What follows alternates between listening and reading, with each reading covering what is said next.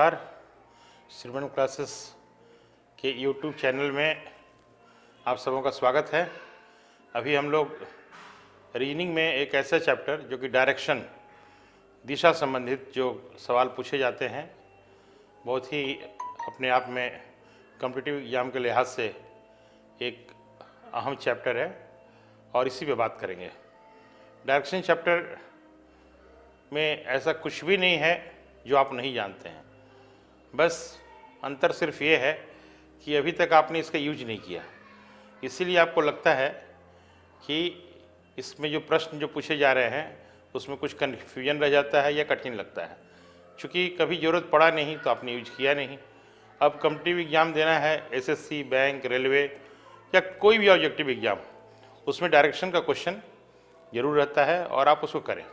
Direction का question का यदि कंसेप्ट क्लियर रहेगा तो आपको एक सीटिंग अरेंजमेंट नाम का एक चैप्टर है, उसमें आपको सहूलियत होगी। साथ ही साथ एक रैंकिंग का चैप्टर है, उसमें भी आपको मदद मिलेगा, इसलिए इस चैप्टर को ज़रा ध्यान देंगे। अभी हम लोग डायरेक्शन पे बात करते हैं।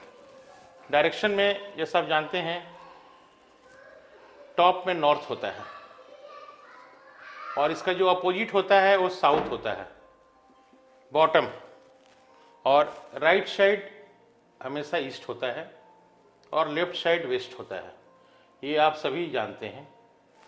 इसी तरीके से जो नॉर्थ और ईस्ट के बीच का है, इसको हम बोलते हैं नॉर्थ ईस्ट।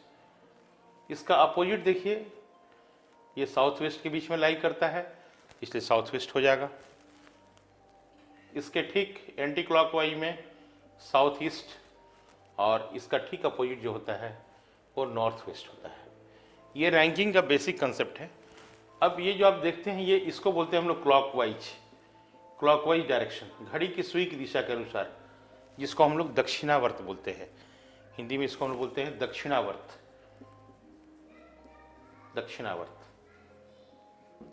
लेकिन उससे बेहतर है कि क्लॉकवाइज, मतलब घड़ी की सुई की दिशा में, और ठीक इसी का अपोजिट जो होता है वो होता है एंटी क्लॉकवाइज।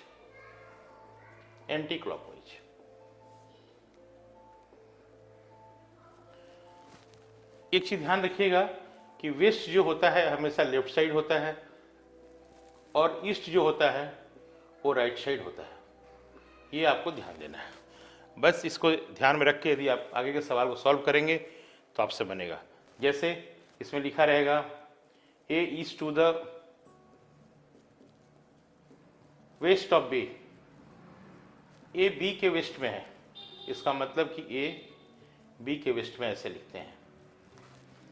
अब यहां पे आता है which is to the north of C. ये जो विच है वो बी के लिए ही है, इसका मतलब बी जो है सी के नॉर्थ में है। ये जो बी है वो सी के नॉर्थ में है। अब यहां पे आपसे एक सवाल पूछ लेता है, इन विच डायरेक्शन इज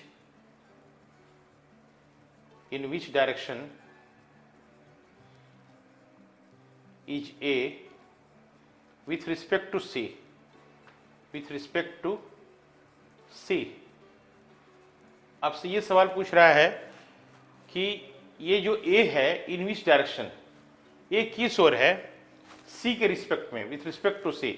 तो हम लोग क्या करते हैं, जिसके रिस्पेक्ट में बोलता है ना, जैसे C के रिस्पेक्ट में बोला है, तो हम लोग क्या करेंगे, C को सेंटर मान के प्लस खींच देंगे, और इससे ठीक ये जो डायरेक्शन है ये होता है नॉर्थ, जैसा आप देख चुके हैं, और ये होता है वेस्ट, तो ये नॉर्थ वेस्ट में हो गया।